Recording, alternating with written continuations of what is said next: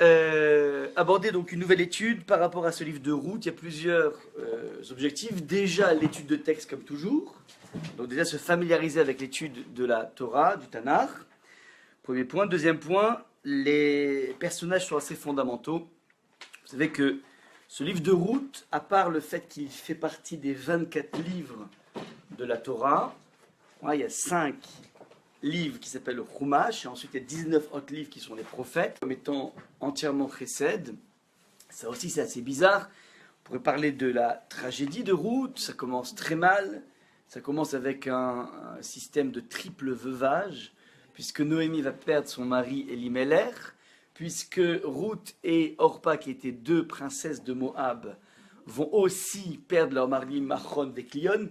Bref, ça n'a pas l'air d'un livre tellement, excitant. C'est plutôt une tragédie, très joyeux.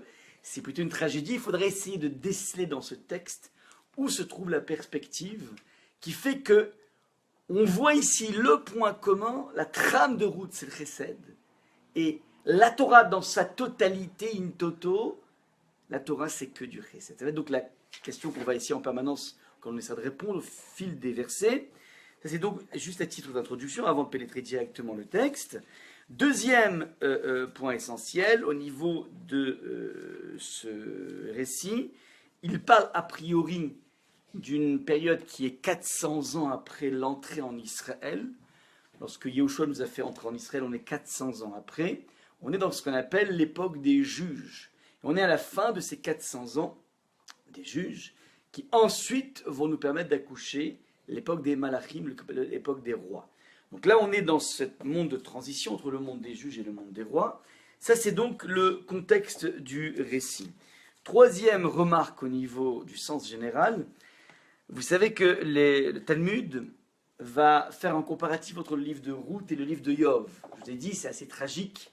Yov, c'est aussi une tragédie. Il perd ses enfants, il perd sa femme, il perd sa santé, il perd sa richesse, il perd tout. Et on a un deuxième personnage qui, Ruth aussi, elle perd tout. Elle perd sa famille puisqu'elle a décidé de faire le pas de rentrer dans le judaïsme. Et puis elle perd son mari, et puis elle perd la santé, elle perd la richesse, elle perd tout. Et donc il y a un comparatif qui est fait dans ce qui s'appelle le palmarès des calamités de l'histoire juive. Et le texte Jabbé va donner une petite nuance. Il dit que lorsque tu lis le livre de Yov, tu as l'impression que c'est quelque chose d'infernal, ça n'en finira plus. Tu n'as pas le sentiment qu'il y a une lumière au bout du tunnel. Tu as l'air tout simplement engoncé dans une avalanche de malheur. Ça, c'est ce qui ressort de l'impression de la lecture du livre de Job.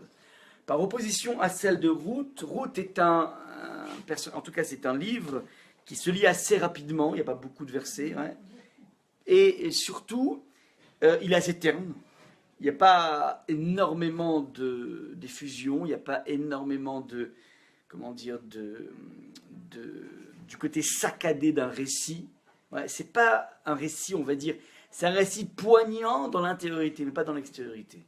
Et les maîtres du Talmud vont dire que n'empêche que lorsque tu lis Ruth, avec toutes les catastrophes que tu vois, histoire de famine, donc il y a des catastrophes familiales, catastrophes aussi nationales, malgré cela, tu sens qu'il va bientôt y avoir un terme. Ouais, la sortie de crise n'est pas si loin que ça. Ça, c'est, si vous voulez, au niveau du mouvement du livre. Bon, ça, c'est, à titre d'introduction. Et dernier point, avant donc d'attaquer vraiment le texte dans son corps. Ouais. Je crois qu'on a dit les 3 points essentiellement. Donc le ton monocorde, on sent un happy end qui va arriver bientôt. Et troisième point, tout est axé par rapport au chesed. Alors à partir de là, on va donc se laisser guider par le texte que vous avez sous les yeux. On est dans le chapitre 1. On essaiera de finir un chapitre en 2 séances. Je ne crois pas qu'on pourra aller plus vite que ça, parce qu'on va vraiment faire de l'étude de texte. Et le texte donc commence par le verset suivant qu'on va analyser. Si vous voulez, on va faire d'abord une première lecture rapide en français, et ensuite on va voir en hébreu. Donc je lis le texte en français pour se faire un petit peu du premier chapitre une idée. Ce fut à l'époque du jugement des juges, il y eut une famine dans le pays, un homme quitta alors Bethléem en Yehuda pour aller séjourner, c'est Yehuda au Shomron. Yehuda, c'est la Judée-Samarie. Ouais, on est dans cet endroit. en Juda pour aller séjourner dans les plaines de Moab, c'est à l'est, lui, sa femme et ses 2 fils. Bon, très simple, une famine, une famille qui décide de partir pour fuir la famine. Le nom de cet homme était Elimelech, le nom de sa femme Noémie, et le nom de ses 2 fils, Machlon et Kilion. Éphratites de Bethléem en Yehuda, donc ils venaient de Bethléem, ils allèrent sur les plaines de Moab, ils étaient là-bas. Elimelech, l'époux de Noémie, y mourut, elle resta elle avec ses 2 fils. Ça commence pas super, hein. Ceux-ci épousèrent pour eux des femmes moabites, dont l'une s'appelait Orpa et l'autre Ruth, et ils y demeurèrent une dizaine d'années, donc ils restent 10 ans là-bas dans les plaines de Moab. Puis Machlon et Kilion moururent eux aussi, et la femme resta seule, privée de ses 2 enfants et de son mari. Donc Noémie, elle est, toute nue, plus rien. Elle se leva, elle et ses brus, pour quitter les plaines de Moab, car elle avait appris dans les plaines de Moab que l'Éternel, s'étant ressouvenu de son peuple, lui avait donné du pain. Donc la famine s'est estompée en Israël, ils étaient en Moab, ils, se rapatrient en Israël. Elle sortit donc de l'endroit dans lequel elle était, avec ses 2 brus, donc Ruth et Orpa, donc il y a Noémie, 3 femmes finalement, Noémie, Ruth et Orpa. Elle sortit donc de l'endroit dans lequel elle était, elle avec ses 2 brus, elles marchèrent en chemin pour revenir au pays de Yehuda. Noémie dit à ses 2 brus, rebroussez chemin et rentrez chacune dans la maison de sa mère, puis ce Seigneur vous rendre l'affection que vous avez témoignée aux défunts et à moi. Elle leur propose de revenir dans un monde plus feutré, dans un monde plus facile, dans les plaines de Moab. Alors, Noémie dit à ses 2 brus, donc, verset numéro 9, que l'Éternel vous donne pour vous de retrouver une vie paisible dans la demeure d'un nouvel époux. Elle les embrassa, mais elles élevèrent la voix en sanglotant, donc Ruth et Orpa, et lui dirent les 2 brus, non, avec toi nous voulons nous rendre auprès de ton peuple. Ils veulent s'acharner dans cette conversion.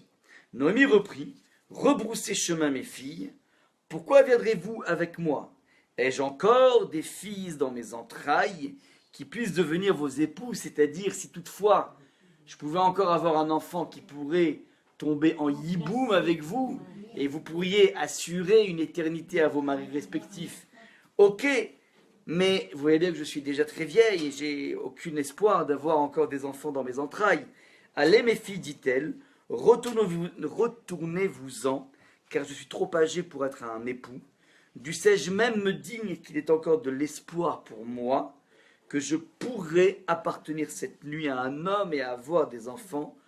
Donc quand bien même il y avait une once d'espoir que je puisse avoir un mari et me marier et avoir un enfant immédiatement, voudriez-vous attendre qu'ils fussent devenus grands? C'est une histoire au moins, il faut attendre 13, 14, 15 ans. Ouais, donc vous allez rester... Pardon? Et qu'ils veuillent en plus, ouais. Mais ça veut dire que c'est un risque incroyable. Ouais, vous imaginez un petit peu tout ce qu'il faut qu'ils réussissent. Il faut qu'elle trouve un mari, il faut qu'elle puisse tomber enceinte, il y a beaucoup de choses.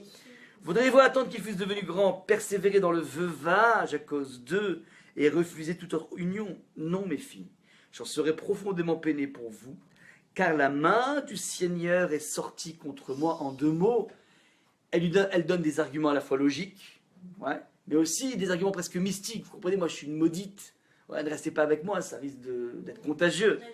De nouveau, elles élevaient la voix et sanglotèrent longtemps. Puis Orpa embrassa sa belle-mère, tandis que Ruth s'attachait à ses pas. Alors Noémie dit, vois, ta belle-sœur est retournée à son peuple et à son Dieu. Retourne-toi aussi et suis ta belle-sœur. Voilà donc comment les choses se font. Vous tournez le... Vous n'avez pas, je vous le dis, vous l'aurez la semaine prochaine. Mais Ruth répliqua, n'insiste pas près de moi, pour que je te quitte et m'éloigne de toi, car partout où tu iras, dit Ruth, elle s'acharne, j'irai, où tu demeureras, je veux demeurer, ton peuple sera mon peuple et ton Dieu sera mon Dieu. Là où tu mourras, je veux mourir aussi, et y être enterré, que l'Éternel m'en fasse autant et plus, si jamais je me sépare de toi autrement que par la mort. Donc elle est vraiment accrochée. Ouais. Quand même tellement rare de voir une belle fille tellement accrochée à sa belle-mère. Donc voilà, il y avait un exemple dans la Torah qui est suivant. Et on verra que c'est pas complexe parce que c'était pas une belle-mère très sympathique, elle était plutôt marâtre. Donc on expliquera aussi ce point. Noémie, ben oui, oui. Mais je vous laisse en haleine, pardon. Animar, elle dit, c'est pas moi qui le dis, hein, je juge pas. Elle dit Animar, je suis amère. Va-t'en, je suis amère. Ouais. Comment? Vous dites Marat, on n'a jamais entendu. Non, dans le sens, elle est pas commode. C'est pas une belle-mère commode du tout. On n'a jamais su. Eh ben, vous êtes venus pour apprendre. Elle a conseillé jusqu'à la défense. Ouais, mais c'est complexe. Ce que je veux dire par là, c'est que c'est pas aigri. Ouais, ok, alors appelez ça ce que vous voulez, mais en tout cas, non seulement c'est une belle-mère, elle n'a même pas la consolation du fils avec elle, puisqu'il est mort, et elle n'est pas commode. Ouais, on verra un petit peu dans les versets. C'est une sadéquette, attention, mais ça veut dire que c'est une situation qui est particulièrement pas commode. Ouais. Elle embrasse une vie on expliquera, elle embrasse vraiment une vie de mendicité, alors que c'est une princesse. Et alors que sa belle-mère à l'époque, elle était riche comme Crésus. Eh ben oui. Ouais. Donc, c'est une situation complexe auquel elle s'acharne quand même. On verra un peu qu'est-ce qui se passe chez Ruth et chez Noémie. Elles marchèrent donc ensemble jusqu'à leur arrivée à Bethléem. Quand elles entrèrent à la Bethléem, toute la ville fut en émoi à cause d'elle, et les femmes s'écrièrent « N'est-ce pas Noémie ?» Elle leur dit « Ne m'appelez plus Noémie, appelez-moi Mara, car l'Éternel m'a abreuvé d'amertume. My name is amertume. » Ouais. Il y a des femmes qui s'appellent abondance, fortune. Moi, c'est amertume. Ouais, fortuné. Ouais, eh ben, il y a... Elle s'appelle amertume. Ouais. Pas l'amertume, mais amertume, ouais. Je suis parti d'ici comblé de biens, et le Seigneur me ramène les mains vides. Pourquoi me nommerez-vous Noémie? Noémie veut dire agréable, alors que l'Éternel m'a humilié et que le Tout-Puissant m'a infligé des malheurs. Ouais, on ne peut plus m'appeler fortuné, je m'appelle Crash. Ouais, je m'appelle Crash maintenant. C'est ainsi que Noémie était revenue des plaines de Moab, accompagnée de sa bru Ruth, la Moabite. Le moment de leur arrivée à Bethléem coïncidait avec le début de la moisson des orges. Voilà un petit peu donc le premier chapitre en hyper rapide. On va maintenant décortiquer le texte. Je reprends le verset numéro 1. Le texte nous dit la chose suivante. Vaï bimé shefot ashofetim. Ce fut littéralement bimé au temps shefot ashofetim. Au temps du jugement des juges. C'est une période, ouais, qui a duré 400 ans. Ce fut donc durant cette période de shefot ashofetim, du jugement des juges, Vayehi ra'av ba'aretz. Il y eut une famine ba'aretz sur la terre, c'est-à-dire la terre d'Israël. Vayeler ish mi Bethléem Yehuda, un homme de la tribu, ouais, un homme de Bethléem qui vient de la tribu de Yehuda. Donc c'était la tribu de Yehuda qui s'était installée dans la ville de Bethléem. Lagour, donc il est parti, Lagour, pour aller résider Bisdé Moab, dans les plaines de Moab. Hu veishto, lui et son épouse, Ushne Banav, et ses deux fils. Je vous relis le texte, et à vous de jouer pour poser toutes les questions qui méritent d'être posées. Le but évidemment est de faire le maximum on va essayer de décortiquer le texte au maximum. Il faut vraiment faire une analyse très, très subtile, parce que chacun des mots vaut son pesant d'or, en tout cas vaut son pesant d'explication pertinente. Donc je reprends. Ce fut au temps de jugement des juges, il y eut, ce fut une famine sur la terre d'Israël. Un homme de Bethléem, et qui fait partie de la tribu de Yehuda, est allé résider dans les plaines de Moab, lui et son épouse, Ushne Banav, et ses deux fils. À vous de jouer. Il quittait d'où déjà? Il quittait Eretz. Il quittait Bethléem. Bethléem. Il était en Eretz? Il est en Eretz. Et il va vers l'est, vers les plaines de Moab. D'accord? Pour fuir a priori la famine. On est bon ou pas? Mais lui, il avait de l'argent, pourquoi il fuit la famille? Question pertinente. Question pertinente, on va répondre. Donc déjà, ensuite. Alors on a déjà, quand on analyse, il faut déjà repérer les choses qui sont bizarres. Vailli, il y a deux fois vailli. Vailli en anglais c'est once upon a time. Il était une fois. Mais tu le dis qu'une seule fois. Il était une fois un prince avec une princesse. Et là, il était une fois au temps de jugement des juges, ouais, il était une fois une famine sur la terre. Évidemment, c'est lourd, c'est redondant.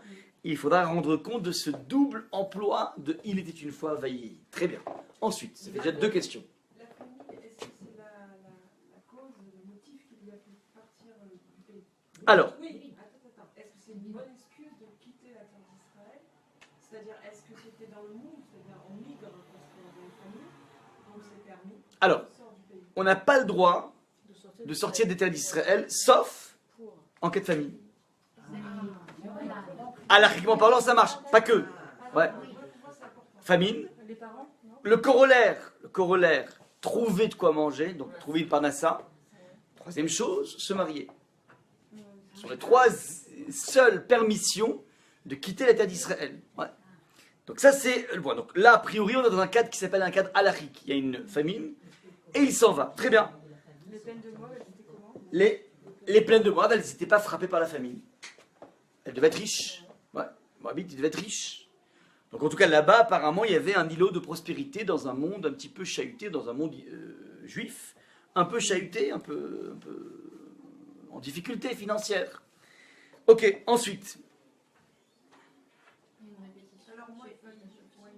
Alors, il y a une redondance aussi très importante. Ce fut, Veibime, Shefot Hashoftim. Ce fut à l'époque du jugement des juges. On aurait pu très bien dire, ce fut à l'époque des juges. Il y a une notion des Melachim, les rois, il y a des juges, donc c'est en trop. Shefot Hashoftim est bizarre, il faudra rendre compte de cette redondance. Très bien, ensuite. L'homme quitta, lui, il y a lui en plus. Alors, je ne sais pas où vous avez lui, moi je suis dans la version... Quitta, vous êtes dans la version... Vayelech ish mi Bethléem, Yehuda la gourbe des Moab, lui, tout à fait, hein, je suis d'accord, ouais. Lui, veishto shlebanav, lui, sa femme et ses 2 enfants. Effectivement, lui est en trop, puisqu'il est parti. Il fallait dire avec sa femme et ses enfants. Donc, c'est très bien, il faudra comprendre pourquoi il a marqué lui. Donc, vous voyez un petit peu, si on mettait un stabilo sur toutes les choses qui sont en trop, on va drôlement épurer le verset. Pour a priori avoir les mêmes informations. Il les a entraînés. Comment? Oh, joli. Ça veut dire qu'apparemment c'est le moteur, c'est la réponse. Mais je voudrais déjà qu'on voit qu'il y a ici plusieurs redondances qui sont là juste pour nous faire comprendre des choses qui ne sont pas dites dans le texte. Comprendre le poumon du texte. Ouais. Très bien. Ensuite, c'est la dernière fois que je vous autorise à donner une réponse. Hein, on les fait après. Non, je disais, c'est la dernière fois que je vous autorise à donner une réponse avant l'heure. Non, je rigole. Pour aller séjourner devant la Ces pêche. journées, il n'avait pas Oui. le projet de y rester. Alors, très juste. Il y a plusieurs façons d'arriver dans un territoire. On peut la chevette, on peut s'installer, on peut la gour, on peut ne faire qu'être un résident, c'est résider, et il y a une différence essentielle. Rappelez-vous comment Yaakov, dans la parashat Vaishnar, envoie le message suivant à Esav, par le biais de ses anges, Vaishnar Yaakov Malachim, et tu donneras le message suivant à Esav, donc il envoie les anges, Im Lavan Garti. J'ai résidé, il a résidé pendant 21 ans. J'étais résident chez Lavan, mais quand tu vis 21 ans quelque part, c'est plus une résidence. Ça s'appelle une occupation du territoire, clair. Ouais, alors, quelle est l'idée? Rachi explique, oui, c'est vrai que j'étais pendant 21 ans ici, c'est net, mais je ne suis resté qu'un simple visiteur. Je n'ai pas appris des mauvaises conduites de Lavan. Ça veut dire, sache une chose, Il est resté étranger. je suis resté étranger, donc je suis un colosse qui ne s'assimile pas. C'est une façon, comment dire, subtile de dire fais gaffe, ouais, je suis pas rien du tout. Ouais, j'ai réussi à rester. Alors, soit on le voit de toute façon, je suis pas devenu. Alors, non, Rachid dit, je suis pas devenu quelqu'un de sarv et chachouv, je suis pas devenu ni un prince ni quelqu'un d'important. Je suis resté comment dire, un étranger, Étudiant. un immigré. C'est une façon de dire, et ça ne croit pas que les brachot de papa se sont réalisés sur moi, puisque tu vois que j'ai galéré pendant 21 ans, je suis resté un simple visible. J'ai même pas un droit de citer. Ça, c'était la technique qu'utilise Yaakov. D'une autre façon, le Rashi va dire aussi, Garti, ce sont les mêmes lettres que Tariag. Garti, c'est Tariag. C'est quoi Tariag? C'est les 613 mitzvot, on appelle ça Tariag mitzvot Taf. C'est 400, Resh, c'est 200, ça fait 400 plus 200, 600. Et Yud Gimel, ça fait 13, ça fait 613. Ce sont les 613 mitzvot. Sous-entendu, j'ai beau avoir côtoyé un impie, un bandit, je suis resté intègre. Donc il y a deux messages qu'il transmet. Un message de sa puissance d'intégrité, de façon subliminale, Garti Tariag.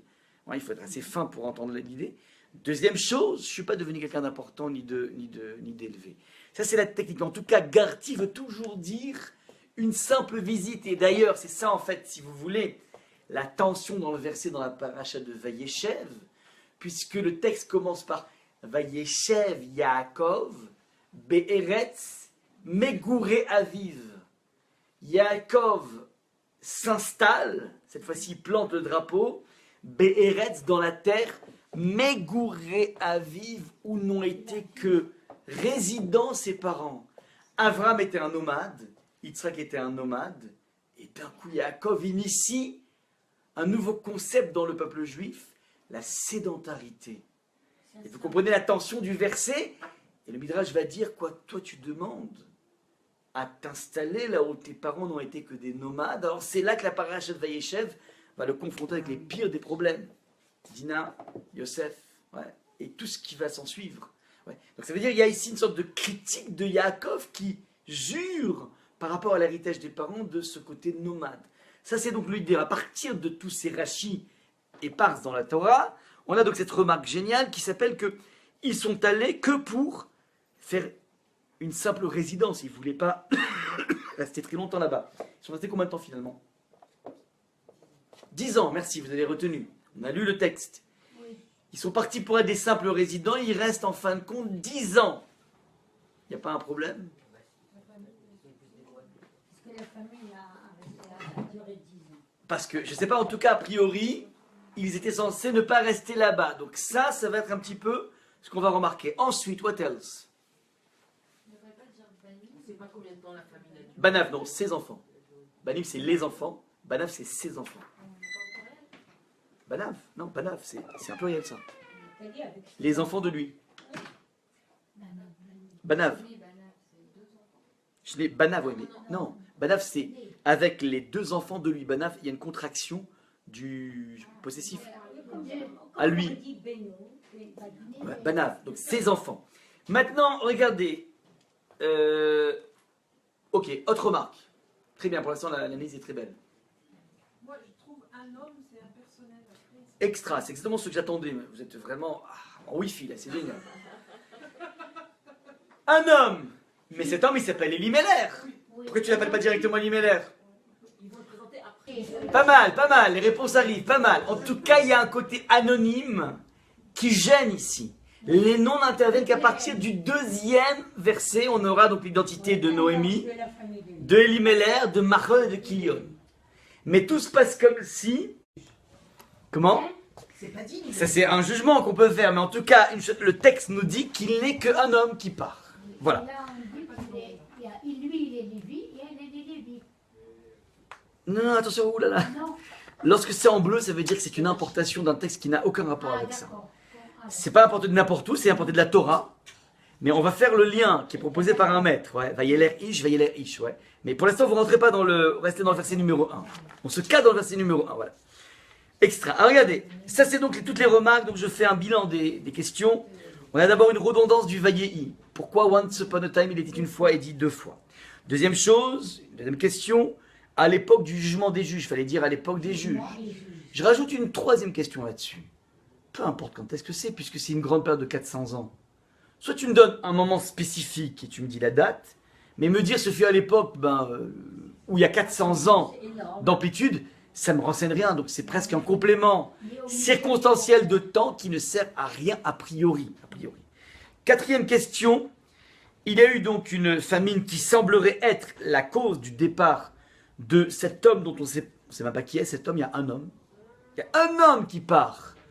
Il y a un homme qui part et qui vient, on nous précise qu'il vient de la tribu de Yehuda.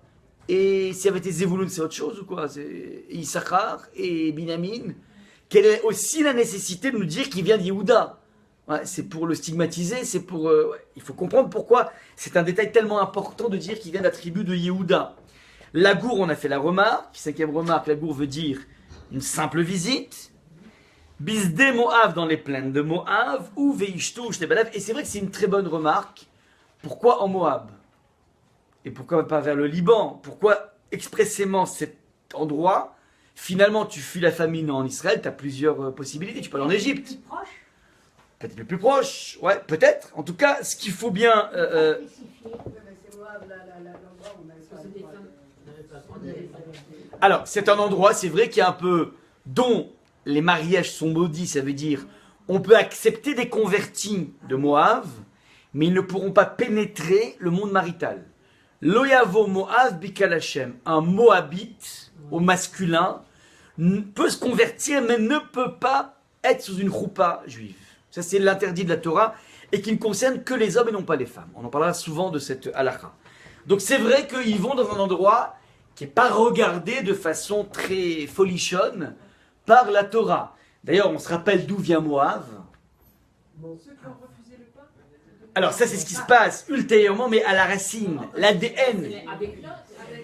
C'est lorsque Lot se réfugie dans une grotte après la destruction de Sodome, et qu'on a vu cette paracha, et que les filles pensent qu'elles ont atteint l'apocalypse nao, la fin du monde. Elles se disent, il n'y a plus rien au monde. Donc elles décident d'enivrer leur père, d'avoir une relation avec leur père, et le premier qui naît, il s'appelle Moab. Et Rashi explique c'est quoi Moab, c'est la décomposition de Mem, qui est la provenance mi, Av de papa. Il s'appelle deux papas. Ben oui! Ouais, un petit peu comme Gainsbourg, Limon Incest. Inceste de citron. Vous ne vous rappelez pas ce clip qu'il avait tourné avec Charlotte? Ouais, il avait fait un clip assez, comment dire, assez complexe. Très longtemps, il y a 20 ans, 25 ans. Ouais, et il chante avec son épouse et ils appellent ça Limon Incest, un zeste de citron. Ouais, donc il jouait sur ce rapport extrêmement ambigu avec sa propre fille Charlotte. Il parle de l'inceste lorsqu'il parle avec sa fille avec une musique assez bizarre. Bref, donc il y a une notion ici, ouais, c'est que ce qui est extraordinaire, et il faudra se poser aussi la question, c'est un inceste et dans toutes les cultures, c'est quelque chose qui est tabou, ça ne se fait pas. Comment se fait-il que l'enfant s'appelle inceste? Vous imaginez un petit peu la maman de cet enfant qui est à l'hypercachère. Inceste, viens ici. Inceste, arrête de jouer avec le caddie. C'est incroyable, c'est des noms incroyables. Ouais. Donc il faudrait essayer de rendre compte aussi de ce nom, mais en tout cas, Moab, c'est ça. Donc moi, vous comprenez à quel point, ouais, c'est les bâtards de l'histoire, du monde. Ouais. Donc c'est assez incroyable qu'ils vont se réfugier dans un domaine qui est tellement pas le domaine est maudit, mais en tout cas, la population est maudite. Donc il faudra rendre compte de ce choix de Moab. Il y a l'Égypte qui est peut-être sauve, il y a peut-être le nord qui est peut-être pas mal. Tu cherches un endroit, il faut comprendre ce séjour à Moab. Très bien. On a fait des questions, on peut maintenant attaquer les réponses. Alors, on a un klal dans la Gemara de Megillah. Il a dit que partout où on commence une paracha par Vayehi, ça présage d'une catastrophe. C'est le texte de la Gemara dans Megillah, page 10, je crois, si ma mémoire est bonne. Masoret mi Anshe Knesset Agdola, on a une tradition des gens de la Grande Assemblée. Partout où un verset commence par Vaïe, un chapitre commence par Vaïe, attends-toi à une catastrophe. Alors la Gemara va rétorquer. Je suis pas d'accord. Vaïe Erev, Vaïe Boker Yom Echad. Et ce fut la création du monde, c'est pas catastrophe. Il dit réponse de la Gemara. Mais oui, regarde ce qui s'est passé juste après. Adam, la catastrophe. Ok. La Gemara rétorque. Mais qu'est-ce que tu racontes? Vaïe Bayom Hashmini. Et ce fut le 8e jour, l'inauguration du Mishkan. Vaïe, ça commence par Vaïe. Ouais, donc tu vois que c'est magnifique. C'est le moment où on va créer un hôtel particulier au bon Dieu. C'est ça le but du monde. Il n'y a pas une idée d'achèvement plus grand que l'idée de faire un bête amigdash pour Hachem transport. Donc c'est réponse à Gemara, pas du tout. Regardez ce qui s'est passé juste après. Nadavaviou zang, zigouillé, ouais. Donc tu vois bien qu'à chaque fois qu'il y a un vailli, il y a quelque chose qui est donc là, évidemment, on n'a pas cherché très loin la difficulté, puisque vailli bimeshé fotashvi, vailli ra'avili, une famine. La question est la suivante. La famine, on comprend que c'est négatif, mais le problème c'est qu'il y a deux vaillis, comme on l'a fait remarquer ici. Et donc, il faut comprendre qu'est-ce qu'il y a de grave au fait bimé shefot ashoftim. Ça veut dire quoi ça? Alors, ça répond à la deuxième question. Ça veut dire quoi, jugement des jugements? Réponse. Il y avait des juges qu'on n'écoutait pas. Ça veut dire que c'est pas les juges qui jugeaient, c'est leur job, c'est un pléonasme. C'est le peuple qui juge les juges. Mais il les jugeait parce que les juges n'étaient pas non plus à la hauteur. Il y avait un cercle vicieux de personnages politiques qui n'étaient pas à la hauteur, qui étaient jugés par la population. Et donc on a ici, d'entrée de jeu, on nous place le contexte. On est dans un contexte dans lequel les juges, parmi les 400 ans de juges, les juges sont des juges qui sont relativement corruptibles. Ouais, ça dépend. Corrompus. Ouais, on peut les corrompre. C'est pas Elliot Ness qui est à la tête des juges. Ouais, c'est des juges qui, comment dire, qui sont pas si propres que ça, qui fait que on est obligé d'avoir une certaine forme de méfiance par rapport à un des piliers de la vie qui s'appelle la vérité, par le pilier de la vie qui s'appelle la vérité. Ça, c'est le contexte social, culturel et spirituel que nous décrit ici le verset. Mais shefot, c'est le fait de juger les juges. Pas le jugement des juges, mais le fait que tu juges les juges. Ça, c'est donc le premier contexte. Le décor est planté et c'est essentiel de bien comprendre, c'est ça l'enjeu. Le texte nous dit Vaï Ra'av. Bah arrête, il y eut une famine. Et là, on a ce qu'on appelle un rapport de cause à effet. Plusieurs propositions dans ce texte qui sont l'une qui découle de l'autre. Faites attention. Le Ra'av, pardon? Oui, mais regardez, c'est intéressant. C'est assez bizarre. Quand est-ce qu'on a vu dans la Torah une famine? Vous l'avez vu cette semaine, la famine. Avec Jacob, avec Yitzhak, avec Abraham, il y a toujours des famines. De façon générale, la famine dans le Nar, par exemple, dans la Bible, elle est toujours liée à un non-respect des mitzvot. Et là, on dirait que c'est une famine qui arrive comme un tsunami. Mais quand tu vois que finalement, il y a un problème spirituel, alors peut-être que tu comprends que, oui, il y a eu un problème, non pas de non-respect des mitzvot, mais un manque de crédibilité des juges, de respect. Ouais, ça se passe de façon beaucoup plus fine. C'est pas aussi grossier que des personnes qui vont se prosterner devant une idole, comme on a vu dans l'histoire juive, mais c'est plus subtil. Ouais, ça veut dire que le pilier de la vérité, il est un petit peu branlant. Ça, c'est le contexte qui est marqué ici. Si on dit ça, alors on peut avoir une lecture assez sophistiquée. J'ai oublié de vous dire que je m'inspire ici d'un maître du début du XXe siècle. Donc j'ai oublié le nom. J'ai donc beaucoup travaillé sur son œuvre, sur Ruth, qui s'appelle Nachalat Yosef, je crois, Nachalat Yitzhak, qui a écrit un commentaire fantastique qui est, comment dire, il a reçu, c'est un maître du début du XXe siècle, qui a reçu donc une smicha du Or Samer, de Rav Simcha, de Dvinsk, qui était le plus grand maître de sa génération. Il a fait un commentaire donc, que je vous propose là maintenant, que j'ai trouvé vraiment magnifique et en même temps chamboulant. Donc voilà, je vous donnerai son nom. Ultérieurement, ouais, je retrouve le... Voilà. Donc il n'y a rien qui est de moi, quoi, c'est juste, je vous livre un petit peu ce que j'ai pu lire, qui m'a... Voilà, je suis Chaliar, exactement. Voilà, Chaliar du rabbi du Nachalat Yosef. Voilà. Voilà, alors regardez, ça c'est donc le point. Maintenant, si on dit ça, si on dit qu'on est dans un état de marasme spirituel, alors on peut comprendre que le Rav dont on parle n'est pas forcément un Rav, une famine classique. On peut entendre ici... Spirituel, pas matériel. Alors, attention. Rav, c'est toujours une famine matérielle, mais attention. Il est possible que cette famine soit une illusion de famine, c'est-à-dire à partir du moment où la population n'est pas équilibrée au niveau spirituel, elle ressent un manque qu'elle essaie de combler en grignotant sans cesse. Vous vous rappelez quand on est dans la vie chamboulée, on est angoissé, on est je sais pas quoi. Alors le chocolat, les cigarettes, chacun trouve son, comment dire, son exutoire, mais le stress a ses modes de gestion en ingérant quelque chose. Ouais, c'est de la fumée, peu importe ce qu'on ingère, mais il faut ingérer quelque chose. Il faut remplir quelque chose, ça c'est symptomatique d'un problème d'équilibre à l'intérieur de soi. Et donc il est possible que cette famine ne soit qu'une illusion de famine. Les gens ont l'impression qu'il y a un manque parce qu'en fait ils ont un problème de déséquilibre. La société de consommation, je ne sais pas si elle profite ou elle a généré, je ne connais pas comment dire, mais en tout cas c'est vrai que on accouche de plus en plus d'obèses aujourd'hui. Ouais, parce qu'en fait les gens sont de moins en moins équilibrés, ont un concept de eux de moins en moins fort.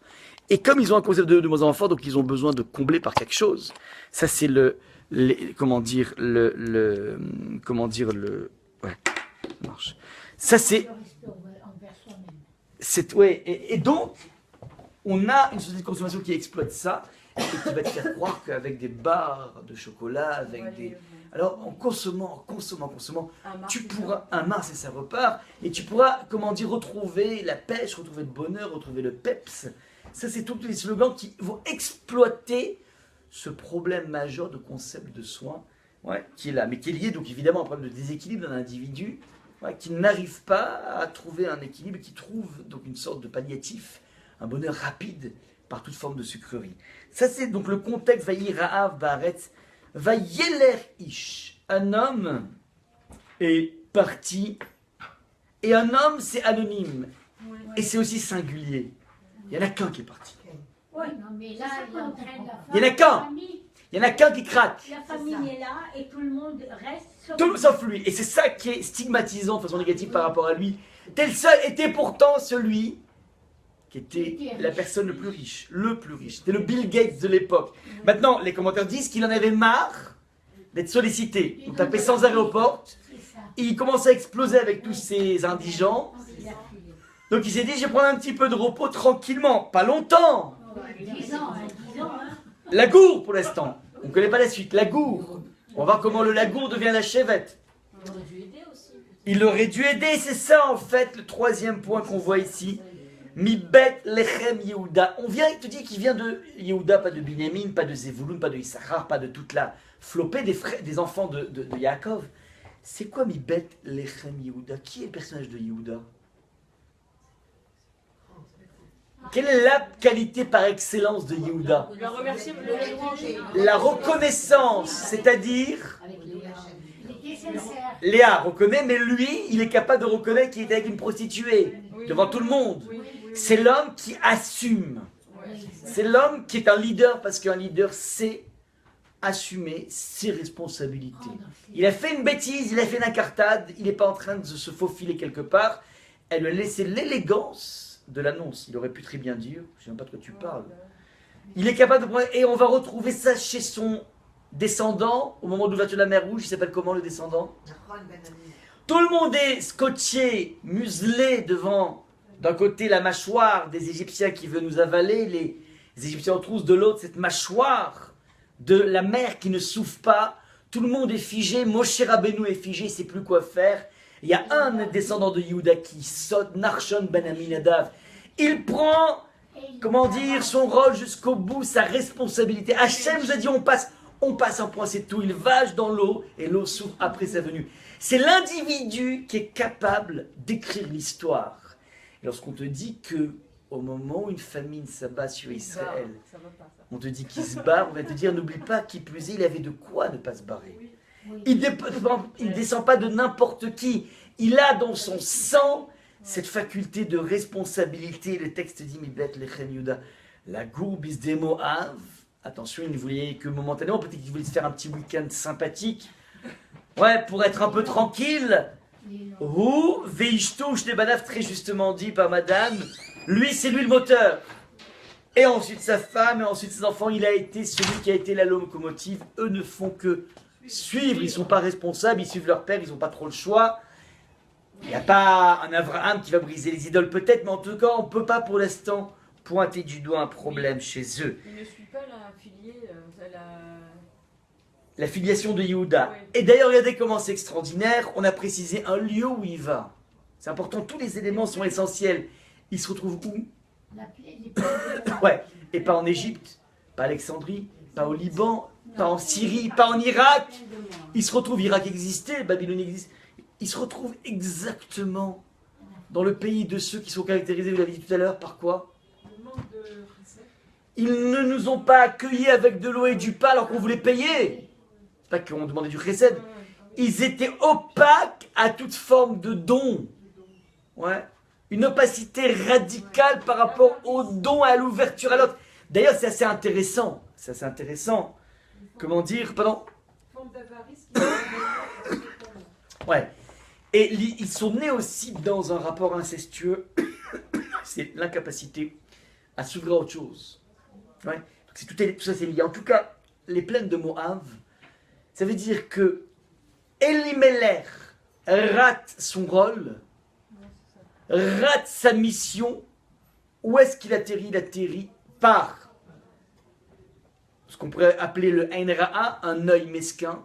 Il se retrouve immédiatement dans le pays qui est caractérisé par justement le sommet de la mesquinerie. Ce qui se ressent même de façon ultra partielle, s'assemble. C'est ça qui se trame ici. Vous comprenez un petit peu quand on étudie le texte, comment chacun des éléments n'est pas superflu. Il n'y a aucune touche à la Balzac ici, à la Stendhal. Il n'y a aucune descriptif qui ne vaut pas son pesant d'heure, qui serait là que pour un effet de style, comme on verra chez les maîtres de la littérature française. On a vu, oui. Stendhal, vous avez des pages, ou Balzac, vous avez des pages de descriptifs. Parce que ça va te créer un... Ça sert à rien, non, c'est beau.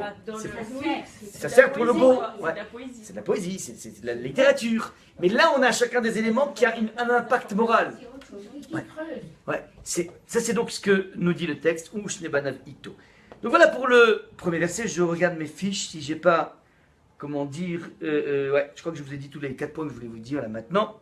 Ouais, ça c'est le point. Maintenant, on peut attaquer le verset numéro 2 avec cette même, cette même démarche de recherche. Veshem Aish Elimelech. Ah, il est nommé maintenant. L'homme s'appelle Elimelech. L'inconnu dont on a parlé jusqu'à présent, enfin, c'est qui? C'est Elimelech. Veshem Ishto, Naomi. Sa femme s'appelle Naomi. Veshem Shnebanav Machlon. Et le nom de chacun de ses fils, Machlon Vechilion. Machlon Vechilion. Ephratim, mi Bethlehem Yehuda, des Éphratites. Apirion, c'est une couronne. Quand on dit Ephratim, mi Bethlehem Yehuda, ça veut dire c'est les aristocrates. C'est parmi le monde de ceux qui ont une propension à la royauté. Ouais, donc Yehuda, c'est la tribu de la royauté. Mais parmi eux, tu as aussi une aristocratie, tu as les rois des rois. Ouais. Tu as la fine fleur, tu as ceux qui peuvent marcher le nez en l'air. Ben, eux, c'est les aristocrates. Ephratim, ça veut dire Ephrat, ça veut dire Apirion à les Shlomo. On a fait une couronne à Shlomo, c'est-à-dire que c'est le nec plus ultra, c'est la fine fleur du monde de Yehuda. Vayavuz de Moab Vayusham. Ils arrivèrent, ils allèrent sur les plaines de Moab, Vayusham. Ils furent là-bas. À vous de jouer pour toutes les questions. Ouais. À vous de jouer. Je me désaltère pour l'instant. De répétition. Et ouais, il y a des répétitions. Quelles sont les répétitions? Oui, non. Veshem, Veshem, Veshem. Alors Veshem, très juste. Il y a une insistance sur la notion de Shem. Alors là, je vais vous donner plusieurs éléments, mais c'est très juste. Très bien. Je retiens ensuite. Ça veut dire c'est la haute society. Non, mais même pourquoi chaque fois tu répètes? Pourquoi tu répètes? Fallait dire Noémie. Ouais, c'est un peu lourd de répéter. Ensuite. On peut penser qu'il y a des significations ou non?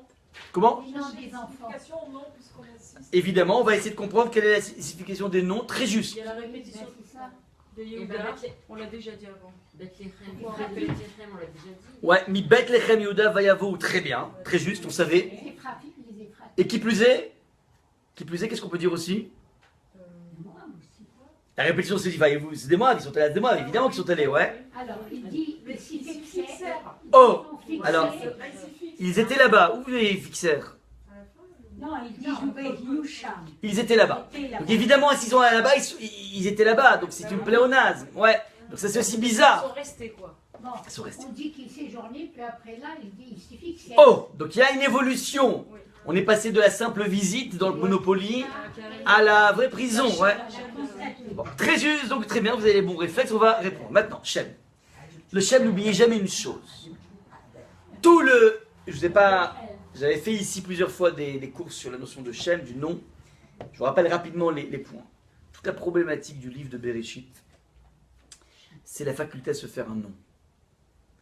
J'ai fait un cours, vous pouvez voir sur YouTube, qui s'appelle « Quel est le diplôme avec lequel Abraham est rentré dans l'histoire ?» Pour rentrer dans l'histoire, il faut avoir un diplôme. L'ordre nous dit le texte de la Torah, il est Ish Tzadik Aya Bedorotav. C'est un Tzadik, un Tamim, un parfait. Donc du coup que je vous dis, tu sais quoi, bah, toi tu es un mec parfait, c'est parti, on va te faire donner un job, tu vas construire une arche. Le texte de la Torah commence par Lech Lecha. Vayomer Elohim, Hachem a dit à Abraham, Lech Lecha. Donc Hachem a une vision d'Abraham sans que la Torah nous dise ce qui s'est passé avant. On sait, sur des idoles, on sait qu'il a cassé des idoles, on sait l'histoire qui s'est jetée, mais aucune mention n'est marquée dans la Torah. La Torah ne nous donne pas le CV d'Abraham, elle donne le CV de Moshe, elle donne le CV de Noir. On a un homme sans CV qui débarque, c'est un imposteur, c'est quoi, un charlatan? Mais il a transformé, enfin il a... On s'en fout de son C'est marqué nom. nulle part. Ses parents, c'est Mais c'est marqué nulle part ça, c'est dans Midrash, c'est tout. C'est pas marqué dans la Torah. Et bien son CV n'est pas important, c'est son action qui est marquée. Oui, mais comment qu'Hachem le choisit? Il faut quelque chose. Alors, il faut aller voir dans les derniers versets de la parashat Noach. Je vous conseille donc quel est le diplôme d'Abraham, il est sur YouTube actuellement. L'idée est la suivante, c'est qu'en fait on voit qu'il a fait une chose dans sa vie qui précède l'Aklecha, c'est qu'il s'est marié avec Sarai. Ok, et so what? So what? Oui. So what et alors? Eh ben, lui, Réponse. Abraham. Ok. Ok. Et alors? Non, non. Quelle est la grandeur? Parce qu'en fait, quand on regarde bien le contexte familial, c'est le suivant. Il y a Abraham qui a 3 fils. Avram, Nahor et Haran. Haran s'est jeté dans la fournaise ardente après Abraham, il est mort. Il avait un enfant qui s'appelait Lot déjà. Lot. L'autre, oui. C'est le neveu d'Abraham. C'est le neveu. Mais il avait laissé aussi 2 filles, Milka et Sarah.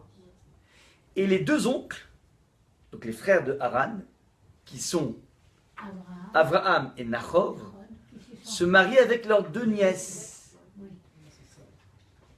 Et le texte nous dit, enfin, cette configuration de 2 frères qui se marient avec 2 sœurs, nous rappelle étrangement, comment dire, le concept du yiboum. Oui. Il y a Qui est mort. un qui est mort, et d'une certaine façon, il y a 2 frères qui vont s'occuper d'assurer une descendance, bien que Lot existe déjà, mais Lot, c'est pas le Le plus... meilleur. Ouais, d'assurer une descendance aux 2 pouces que Haran a laissé. Il y a comme l'idée d'un yiboum. Et d'ailleurs, juste après le mariage, on nous précise, c'est assez incroyable, on devrait s'offusquer. Ouais, avec une once de féminisme, on devrait s'offusquer. La première des choses qu'on te dit sur Sarai, vous savez qu'est-ce qu'on dit sur Sarai? Elle pouvait pas avoir d'enfant. Mais Sarah Akara en Lavlad. Au lieu de te dire qu'elle était superbe, ouais, comme on va le voir après, première des choses qu'on dit sur une femme, tu sais quoi, elle est Akara en Lavlad. Elle est stérile et elle n'a pas de matrice. C'est une double stérilité. C'est honteux de présenter une femme comme ça. 2 fois. Ouais, c'est comme si tu sais quoi, elle, la, je sais pas moi, la tricheuse. Elle, comment dire, la chum. Ouais, c'est pas comme ça qu'on présente une femme. C'est le dernier. Mais pourquoi c'est tellement important de le dire? Parce que toute la raison pour laquelle Abraham se marie avec Sarah, c'est pour assurer une descendance, assurer une descendance à son frère qui est mort par le biais de Sarah. Et c'est quelque chose d'extrêmement dur parce que l'enfant qui naît doit s'appeler du nom du défunt. Et le yiboum est une méthode extrêmement complexe à faire pour un homme. Parce qu'un homme, lorsqu'il a un projet parental, Il veut lorsqu'une le nom. femme veut avoir un enfant, vous interrogez une femme, elle dit pourquoi tu veux avoir un enfant? Elle dit mais très simple, parce que j'ai envie de donner la vie, parce que c'est miraculeux, parce que c'est... J'ai un trop plein de recettes que j'ai envie de déverser chez un enfant. Ça c'est la motivation féminine d'avoir un enfant. T'interroges un homme, à tous les coups il va te dire mais parce que avoir un enfant c'est devenir C'est éternel. une responsabilité. C'est devenir éternel. Avoir un an.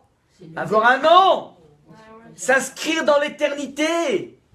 Il y en a qui le font avec des empires financiers, il y en a qui le font avec des empires immobiliers. Mais c'est ça. Lorsqu'un bonhomme a tellement d'argent, pourquoi il continue là-dedans? Parce qu'il sent qu'il touche à son éternité. Son argent sera là quand il sera pas là. Ouais, certains le font dans la culture. Mitterrand a mis la pyramide du Louvre. Il voulait accéder, parce que lui, c'est vrai qu'au niveau familial, c'était pas très très folichon avec des unions illégales, enfin comment dire, c'était complexe avec, comment elle s'appelle Mazarine. Mazarine, ouais, le jour de son enterrement, ouais, tous les jours c'était courant, mais ils ont caché la chose, ouais. Ouais, donc c'était pas tout à fait ça. Et en plus, un fils qui ne va pas marier, bref, donc c'est complexe, ouais. Donc ici, c'est pas grave, j'aurai une éternité, tout le monde a besoin d'éternité, les hommes ont besoin d'éternité en tout cas. Ouais, rappelez-vous ce point absolument essentiel. C'est une recherche d'éternité, donc c'est quelque chose, c'est pour prendre. La dimension égoïste de l'homme, elle est structurelle. Ouais, lui, ce qu'il veut, c'est être là quand il sera plus là. Donc il y a un hiatus fondamental dans la motivation. Vous demandez maintenant à un frère, tu auras un enfant qui sera appelé du nom de ton frère, mais c'est extrêmement dur pour lui. Ouais. Et je vous ai rappelé, rappelez-vous, d'ailleurs, je vous dis que c'est intrinsèque à l'homme ça. L'homme s'appelle, en hébreu, le masculin, comment s'appelle le masculin? Zachar. Zachar ou Nekeva. Zachar c'est masculin, Nekeva c'est féminin. Maintenant, Zachar commence par la lettre Zaïn. Zachar veut dire d'abord Zachar, c'est Zecher, le souvenir. Oui. Est-ce à dire que le masculin se souvient de tout? Vous avez déjà vu les hommes dans les dates d'anniversaire? 0. Pointé. Ouais, heureusement qu'on a un livret de famille parce que sinon la date d'anniversaire des enfants c'est pratiquement. Le premier on se rappelle en général, on a marqué, mais le reste, ouais, c'est plutôt la femme qui se rappelle. La fidélité, ouais. Donc on ne comprend pas le lien entre Zachar, le masculin, et le souvenir. En fait, c'est pas qu'il se souvient l'homme, c'est qu'il veut laisser un souvenir. Il veut laisser une trace. Les Askir, c'est mentionné. Il a besoin d'être là quand il ne sera plus là. Et d'ailleurs, regardez comment c'est extraordinaire, la lettre Zaïn. Si vous la visionnez, la lettre Zaïn, je vous en montre ici une dans votre texte.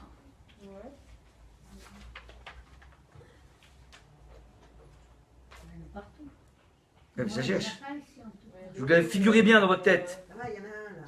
Où ça? Hizouk, là. Mais versez combien? Non, Non, non, non, je veux une écriture thoraïque. C'est vrai.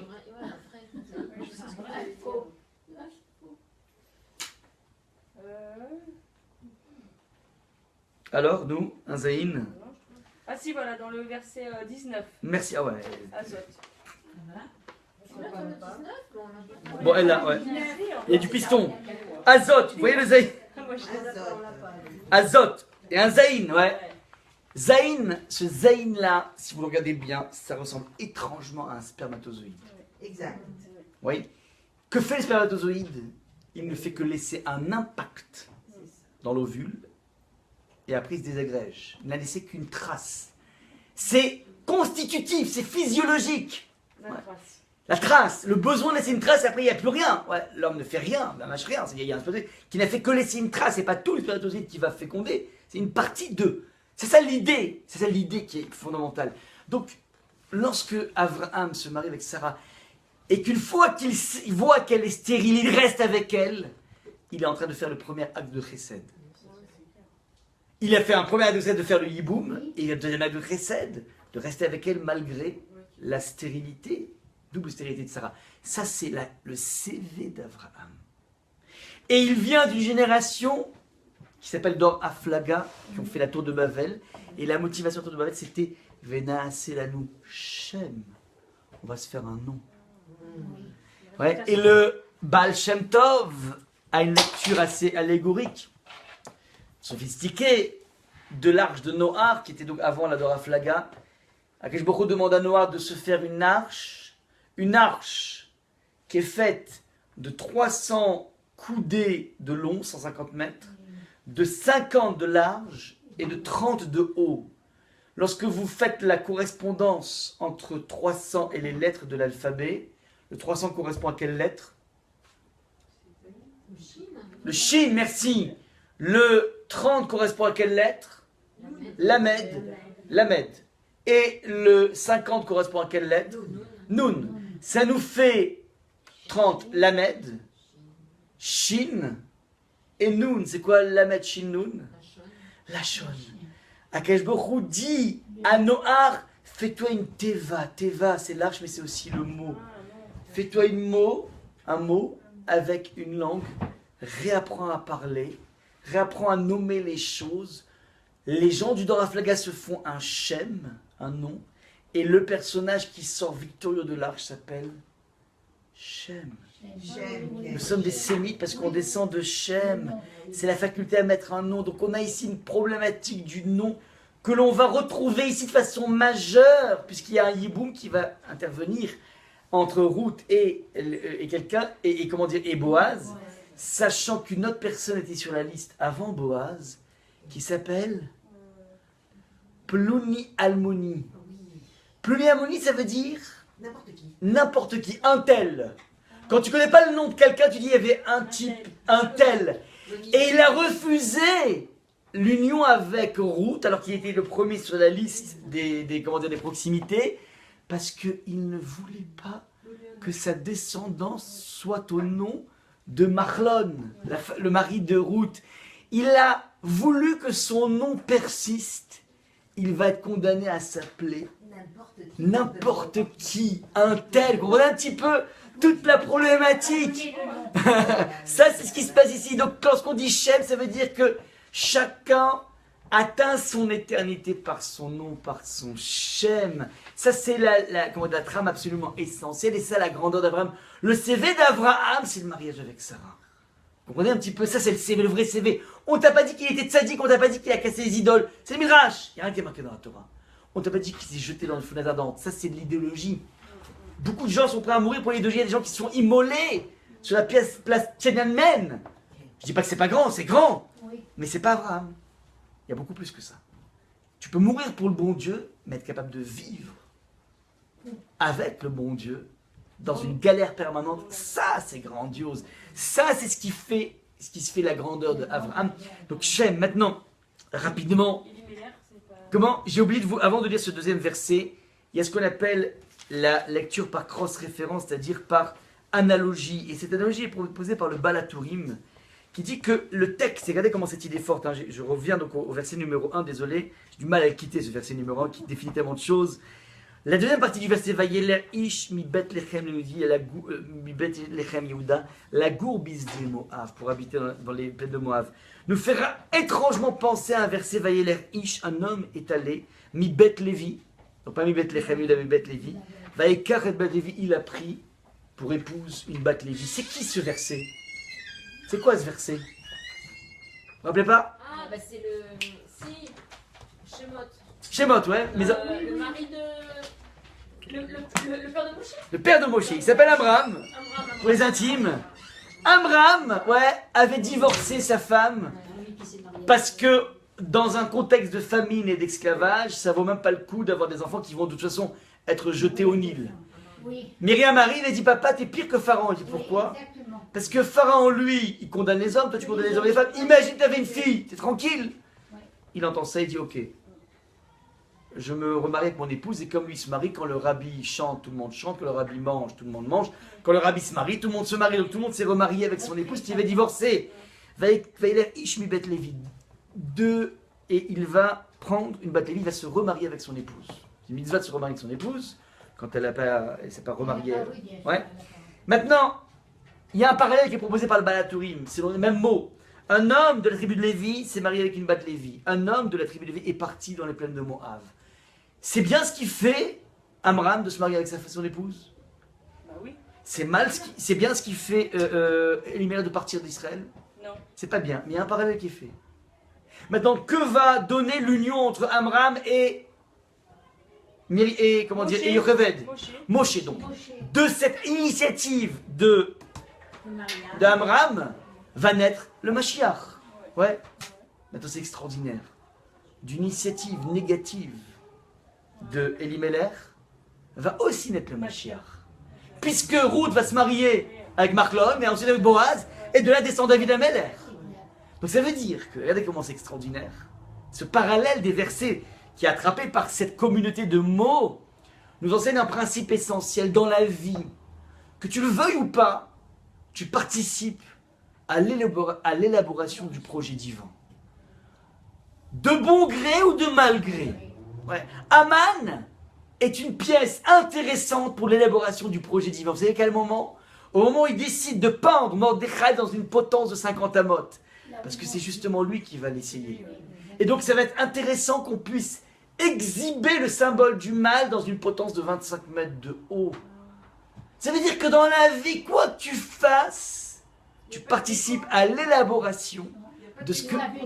Pardon? Il n'y a pas un décor pour un décor. Même la potence, ça sert. Exactement, c'est pas pour rien, ouais. C'est intéressant de dire que finalement, les méchants finissent par être massacrés. C'est important de le savoir. On a besoin de vivre dans un monde dans lequel, même si le chemin du tzaddik est dur, mais au bout du compte, ça paye. C'est important de savoir qu'au bout du compte, on aura un Haman qui va être pendu. Et bien là, c'est extraordinaire.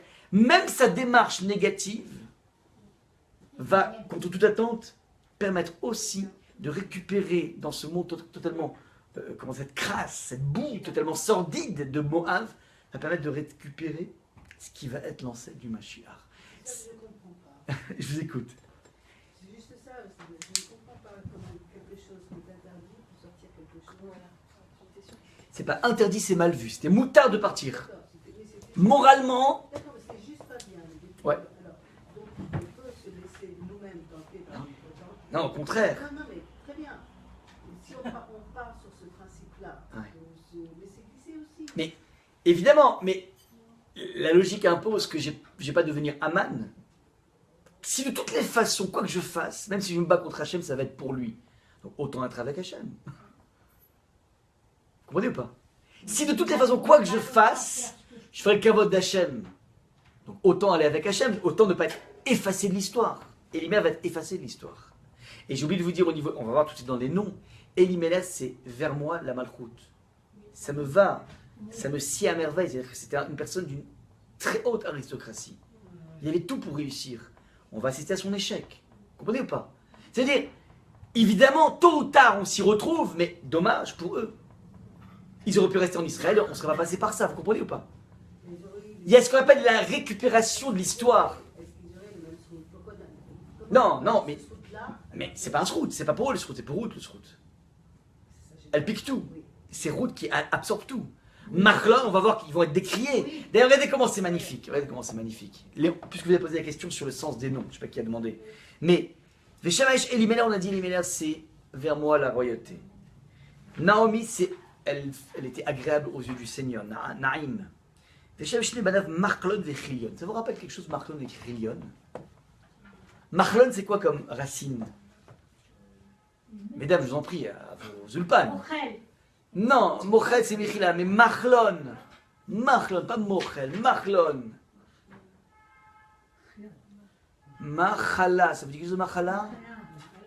La maladie. Ouais, et Kilion, c'est quoi Kilion? Les tuer. C'est la destruction. C'est marrant, il y en a un qui s'appelle maladie, l'autre qui s'appelle destruction. Vous imaginez encore le scénario à Hyper Cacher, ouais. Destruction. Maladie, viens ici, arrête de jouer au caddie, ouais. C'est quoi l'idée de non-destruction et maladie? C'est quoi ces idées? C'est intéressant. Il y a une différence entre la destruction et la maladie. C'est quoi la différence?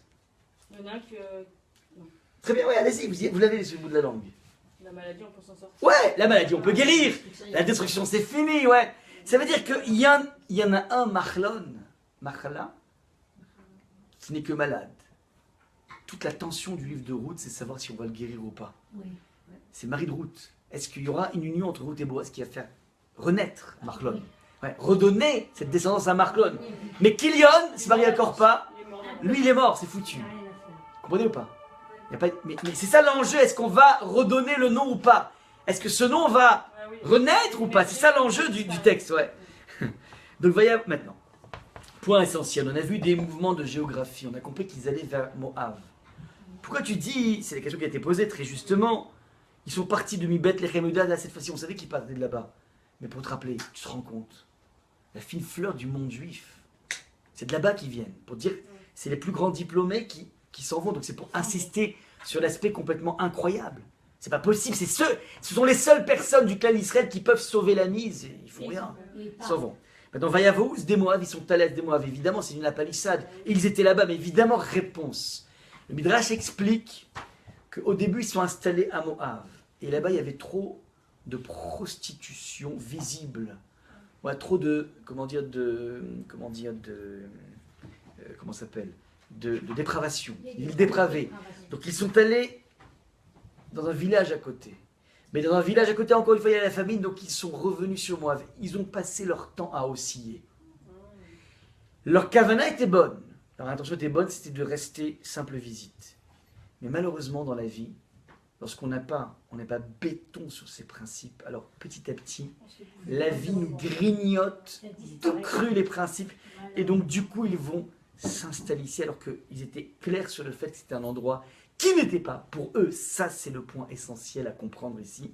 Donc, il y a un phénomène de yo-yo qui est présenté par le texte, parce qu'en fait, eux-mêmes, ils ont une pensée qui est claire, mais une attitude qui est aussi yo-yo.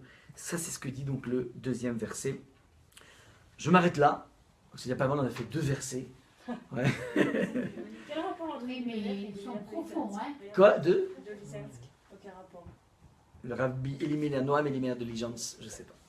Ouais. Il a tiré son nom de là. Oui, c'est sûr, parce que là, on décrit une phase négative, mais c'était quand même un tzaddik. Mais là, on va le voir sous un angle négatif. On va voir un peu qui, finalement, de son nom va... Il y a un autre éliminaire, peut-être, je sais pas. Je sais pas. D'accord? Donc, ouais. Vous avez le temps, 2 minutes ou pas? Oui, On va passer numéro 3, je vous le donne. Je vous donne. Oui, il y a la répétition. Vayamot Elimelech ish Noémi. On le sait. Non. Vayamot, il est mort, Elimelech ish Noémi. Oui. Homme, Homme de Noé. mari de Noémi, Vatishaer i ushnevanea. Elle reste à elle. Bah, s'il meurt, il reste seul. C'est répétition. Il y a les palissades évidemment. Ouais, pince-mi et pince-moi sont sur un bateau. Pince-mi ton ballot qui reste. Pince-moi, évidemment. Donc si le mari meurt, ben, il ne reste plus que 3 personnes. Ouais, c'est très simple. Oui, non, Ça ne nous apprend rien du tout. Non, mais c'est pas possible. Mais on dit qu'il est venu avec la femme. Et les enfants. Mais, Donc- mais il y avait les femmes des gars. Pas encore, elles ne sont pas mariées encore. Eh, du calme. Elles ne sont pas mariées encore, les Il femmes. n'était pas encore marié. Non, mais Avec ses 2 Il fils. y a quatre. Le mari de Noémie. on sait que c'est son mari. Puisqu'il Aussi, donc il y a plein de. Il a en trop. Fallait marquer Vayamot Elimelech en point, c'est tout. Oui. Réponse. Vayamot Elimelech. Elimelech, le grand Elimelech. Vous savez qu'est-ce qu'il est devenu? Il est bon. Il est Ish Noémi. Il n'est plus que le mari de Le Noémi. mari de Noémie. Il n'est plus que le mari d'eux. Il n'est plus. Ah, il perd sa propre. Il a perdu. Son nom. Et d'ailleurs, la Gemara dans cette rue va dire que il n'y a personne à part la femme qui ressent à ce point le départ du père de famille. Ouais, c'est celle qui ressent ça de façon la plus forte. Et donc il n'y a que Ish Noémi qui ressent ça. C'est-à-dire qu'il n'y a que Noémi qui ressent le départ. Il était déjà mort aux yeux de ses corélégionnaires, aux yeux de sa génération, puisqu'il était parti.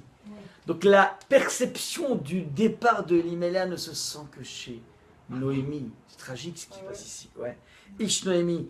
Et le texte dit Vatishaer i ushnevanea. Il ne reste plus que elle et ses 2 enfants. Mais évidemment, je sais calculer, ouais. Pas besoin de sortir de Polytechnique. Réponse non. Tishaer c'est la shon shiraim. Ils ne sont que les résidus d'eux-mêmes. La femme et les 2 enfants ne sont plus que des résidus. Il n'y a plus rien de eux. Voilà ce qui se passe ici au niveau donc de la chute. C'est depuis que les restes, ouais. Comme les restes d'un plat. Le plat, c'est ça qui est important, pas les restes. Ouais, on mange pas les restes, il n'y a que les pauvres qui mangent les restes. Ouais. Ça, c'est ce qui se passe ici. Donc on est parti d'une tribu de Mensch. Splendeur. Du splendeur vers on arrive une à- décrépitude totale. Ça, c'est ce qui se passe ici au niveau donc, du point. Ouais. Voilà, c'était les 2 points que je voulais vous montrer dans le verset numéro 3. Donc on a fait 3 versets. Bon, Chazak. next pour la semaine prochaine.